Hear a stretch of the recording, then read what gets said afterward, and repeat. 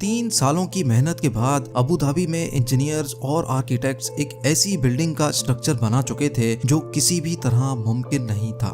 ये capital gate building का structure था जिसको अबू धाबी के खलीफा बिन जायद अल नायान की खसूसी फरमाइश पर बनाया गया था।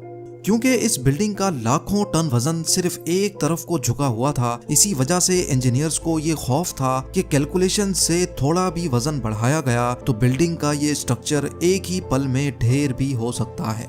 यहाँ तक पहुँचने के लिए कंस्ट्रक्शन टीम ने जिन चैलेंजेस का सामना किया था वो शायद बुर्ज खलीफा की कंस्ट्रक्शन टीम ने भी नहीं किया होगा, क्योंकि कैपिटल गेट का डिजाइन एक ऐसा डिजाइन था जो फिजिक्स के लॉज को तोड़ने के बिल्कुल करीब करीब था। ऐन उस टाइम पर जब बिल्डिंग लॉन्च के लिए बिल्कुल तैयार थी, अबू धाबी के खलीफा की तरफ से कंस्ट्रक्शन टीम को एक पैगाम आया जिसमें उनका कहना था कि उनको इस बिल्डिंग के टॉप पर एक हेलीपैड भी चाहिए। ये मैसेज कंस्ट्रक्शन टीम के ऊपर पहाड़ बनकर गिरा, क्योंकि बिल्डिंग का लोड पहले ही अपनी एक्सट्रीम लिमिट पर था। ना ही हेलीपैड के लिए जगह छोड़ी गई थी, ना ही बिल्डिंग का डिजाइन इस चीज की परमिशन दे रहा था और ना ही इंजीनियर्स में शेख को मना करने की हिम्मत थी। तो अब सिर्फ एक ही सॉल्यूशन बचा था कि किसी भी सूरत में हेलीपैड को मुमकिन बनाया जाए। लेकिन मसला ये था कि आखिर कैसे। ज़ेम टीवी की वीडियोस में एक बार फिर से खुशामदीद। नाजरीन, कैपिटल गेट अबू धाबी में मौजूद दुनिया की वाहिद ऐसी बिल्डिंग है जो इतनी ऊंची तो नहीं, लेकिन इसने आर्किटेक्चर के रूल्स को बाकायदा झंझोड़ दिया था। 524 फुट ऊंची इस बिल्डिंग का आधे से ज्यादा वजन एक तरफ को झुका हुआ है, लेकिन ये किसी गलती की वजह से नहीं बल्कि यही इसका डिजाइन था।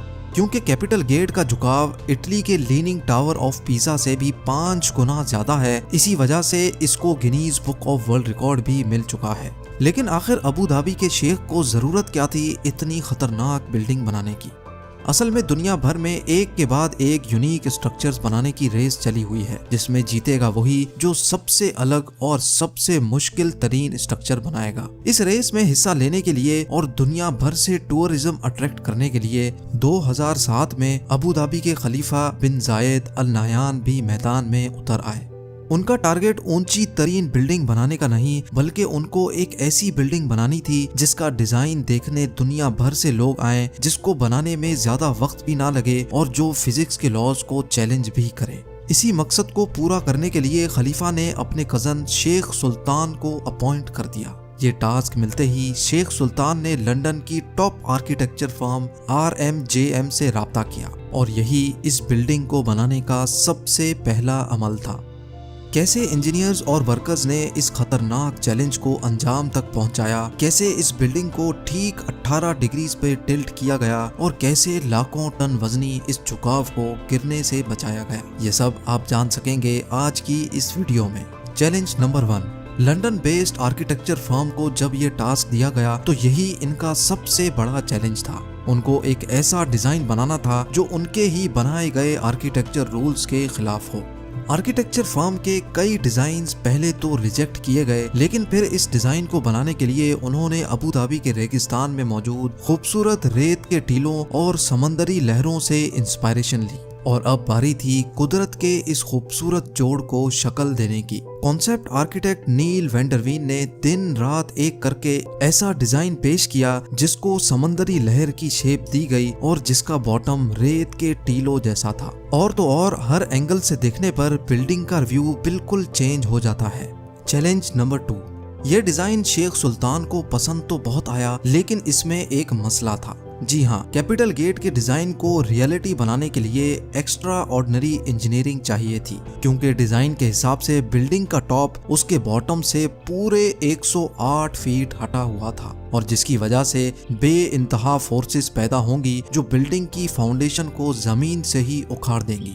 तो अब कंस्ट्रक्शन टीम के लिए ये चैलेंज था कि उनको एक ऐसी फाउंडेशन तैयार करनी थी जो झुकी हुई साइड के लाखों टन के वजन को आराम से झेल सके। इस चैलेंज को अंजाम तक पहुंचाने के लिए प्रोजेक्ट आर्किटेक्ट टोनी आर्किबोल्ड ने फाउंडेशन बनाने का काम स्टार्ट कर दिया।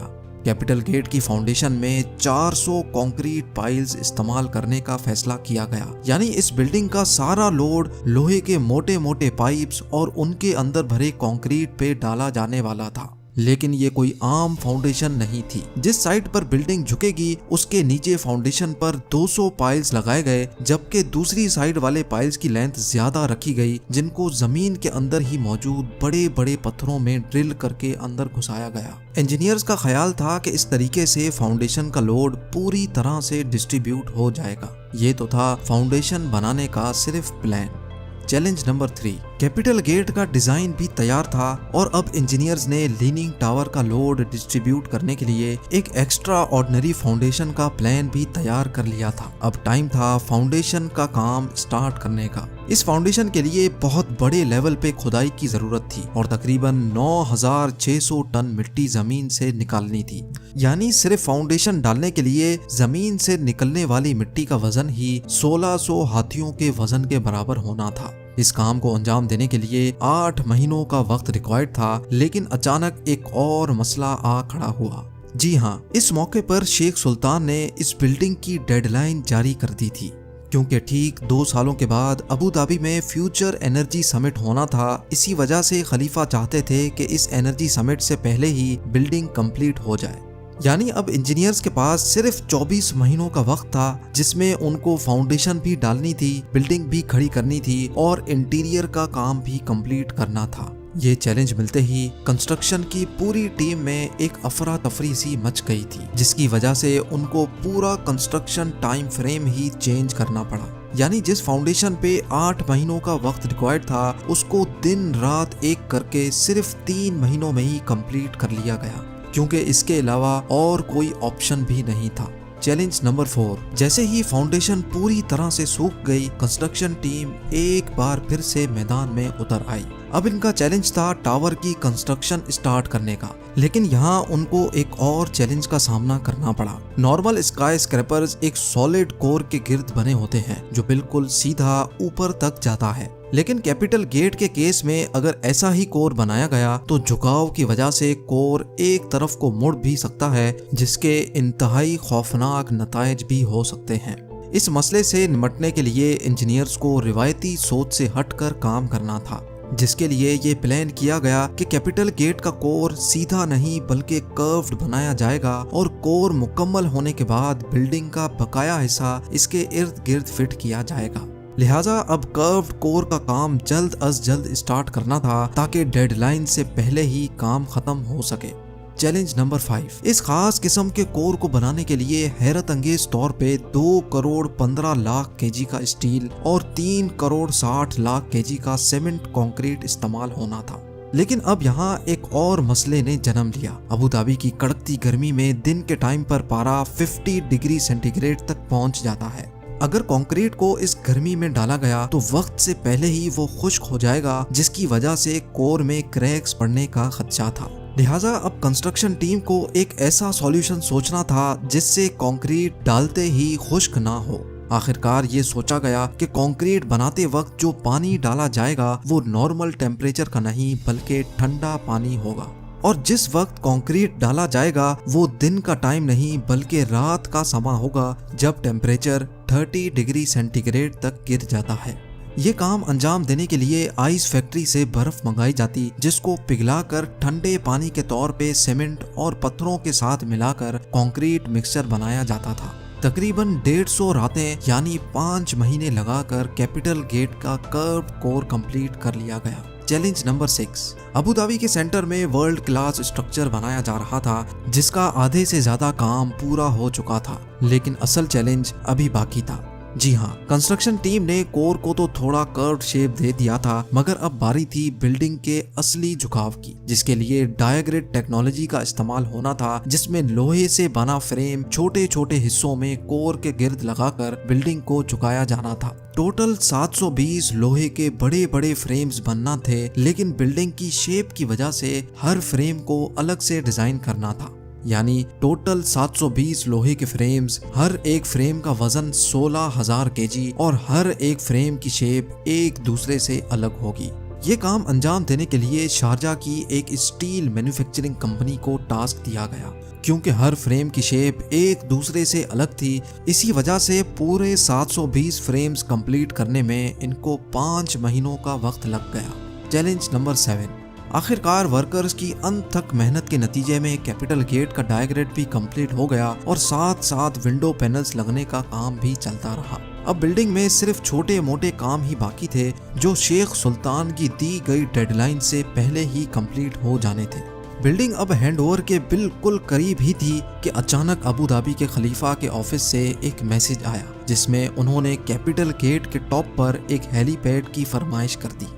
ये मैसेज कंस्ट्रक्शन टीम के ऊपर पहाड़ बनकर गिरा क्योंकि फाउंडेशन से लेकर डायग्रेड तक सब कुछ कंप्लीट हो चुका था और कैपिटल गेट का सारा लोड पहले से कैलकुलेटेड था। यानी डिजाइन बनाते वक्त हेलीपैड और हेलीकॉप्टर का वजन शामिल नहीं किया गया था। यह मसला कैपिटल गेट की कंस्ट्रक्शन के दौरान खड़ा होने वाला सबसे बड़ा मसला साबित हुआ। लिहाजा अब फिनिशिंग का काम रोककर एक बार फिर से सारी स्ट्रक्चरल कैलकुलेशंस दोबारा की गई। कैलकुलेशंस के बाद ये नतीजा निकाला गया कि स्ट्रक्चर हेलीपैड का वजन तो बर्दाश्त कर लेगा, लेकिन स्ट्रक्चर का डिजाइन कुछ ऐसा है कि तेज हवा के मौसम में हेलीकॉप्टर बिल्डिंग पर लैंडिंग के दौरान क्रैश भी कर सकता है। लेकिन अब किसी भी सूरत में ये हेलीपैड बनाना था क्योंकि अब ये शेख की फरमाइश थी। इसी मकसद के लिए लंदन में कैपिटल गेट के मॉडल को विंड टनल टेस्ट किया गया जिसमें यह बात साबित हो गई कि तेज हवा में बिल्डिंग पर हेलीकॉप्टर की लैंडिंग खतरे से खाली नहीं होगी। विंड इंजीनियर लीगटन ऑरेलियस ने यह सजेशन दी कि अगर हेलीपैड के डिजाइन में चेंजेस की जाएं और हेलीपैड की ऊंचाई को 2 मीटर कम किया जाए तो ये मसला काफी हद तक कम हो सकता है। मॉडल में हेलीपैड का डिजाइन चेंज किया गया तो हैरत अंगेज तौर पे विंड इंजीनियर की सजेशन सच साबित हुई। ये खबर मिलते ही कैपिटल गेट पे हेलीपैड की कंस्ट्रक्शन स्टार्ट कर दी गई और बिल्डिंग को वक्त से पहले ही शेख सुल्तान के हैंडओवर कर दिया गया। कंस्ट्रक्शन टीम और वर्कर्स को सलाम है जिन्होंने अपनी काबिलियत से दुनिया का सबसे ऊंचा लीनिंग टावर बनाया है। उम्मीद है ZEM का ये एपिसोड भी आप भरपूर लाइक और शेयर करेंगे। आप लोगों के प्यार भरे कमेंट्स का बेहद शुक्रिया। मिलते हैं अगली शानदार वीडियो में।